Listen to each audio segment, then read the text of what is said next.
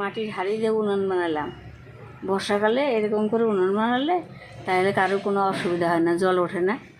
আপনারা এরকম করে আমার মতো দীঘা বানায় নেবেন, দেখবেন 2 দিনে রান্না করতে পারবেন, অসুবিধা নেই।